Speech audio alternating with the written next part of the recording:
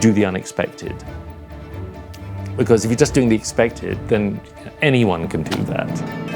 I love character in music. Is this going to sound authentic, or is it going to sound pastiche, or is it just going to sound new?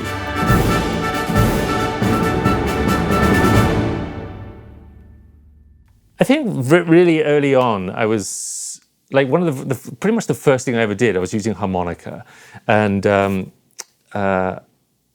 liking how you can bend the note on a harmonica. That's a wing, and I realized that when you bend things, they have a lot of soul. So they just sort of automatically have atmosphere and soul to them. So things that bend. So that's harmonica and saxophone, clarinet.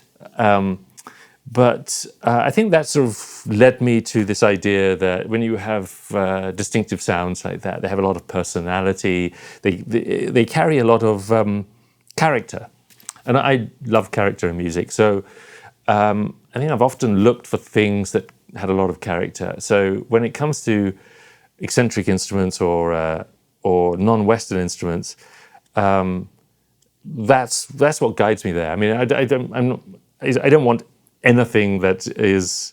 I mean, I look for something that's going to bring a personality of a kind that I'm interested in. So I think that's why I started experimenting with those sounds.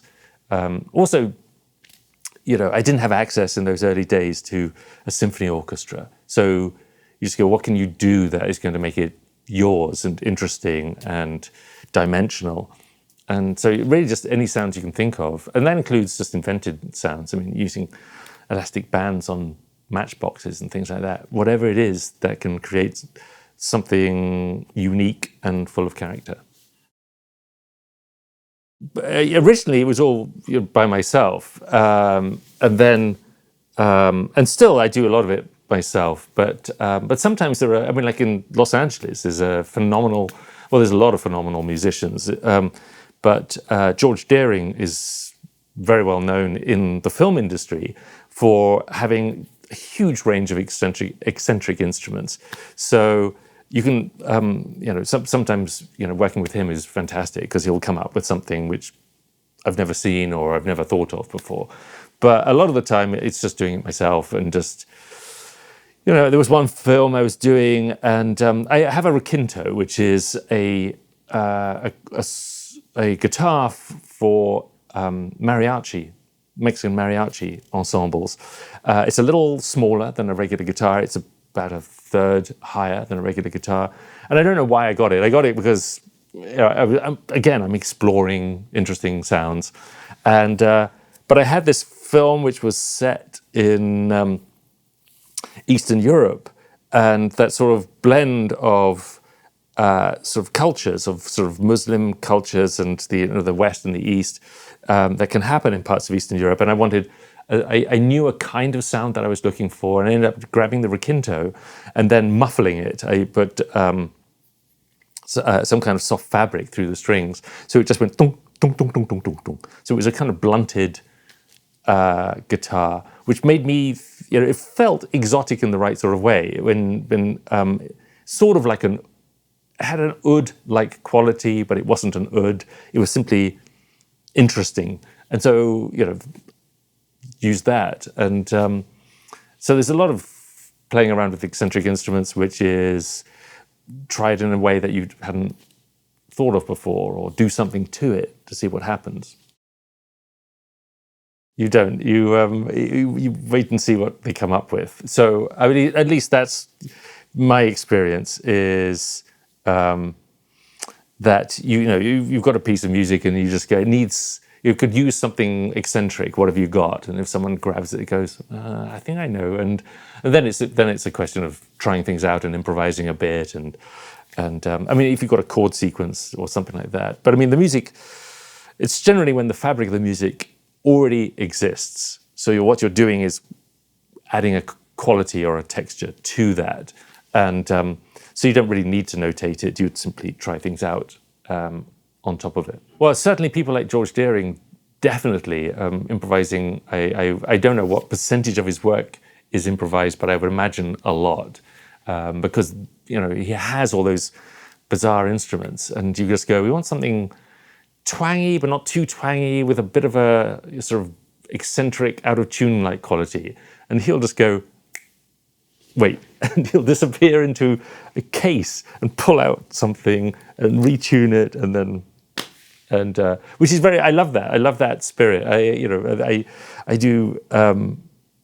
do something like that. I mean, like, certainly with my requinto being screwed around with like that. That's I like that sense of invention and discovery.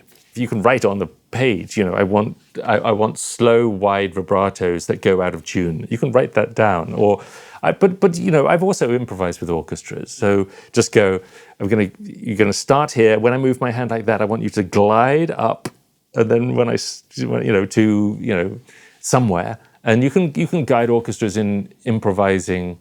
They're sort of you're improvising as a conductor, and they're trying to keep up with or invent what it is they think goes with what you're doing. So you can do that. You can do that with classical musicians, and it's amazing to do, because you make sounds which don't otherwise exist. That issue of authenticity always comes up. Is this going to sound authentic, or is it going to sound pastiche, or is it just going to sound new? And I think the general approach is to go with new, because authentic is going to be a lot of work and not necessarily a satisfying experience. Now you can, it helps to use musicians from the country you're trying to borrow the idiom from. So I've certainly worked with Chinese musicians, and certainly the sounds that they come out from them sounds Chinese to me. But I love the blend of things. Like Tan Dun, very famous composer, Chinese, I believe, and one of my favorite scores of his is for the film Hero, and it is string orchestra and taiko. So here we have a Chinese composer writing about Chinese historical period, but the instrumentation is Western and Japanese. So I think we have license to do whatever we want to do, in a way. I mean, being respectful, not being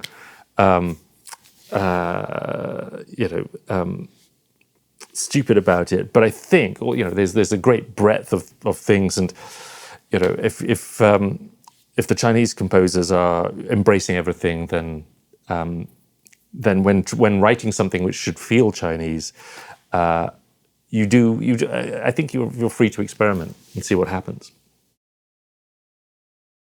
I mean, to some degree, yeah. I mean, I know that that people have commented that it's a standard thing that I do, or not a standard thing, but it's a thing I do.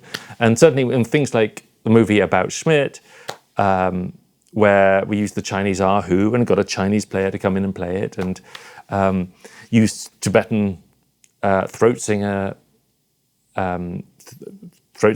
in the score in a context which was otherwise completely Western music.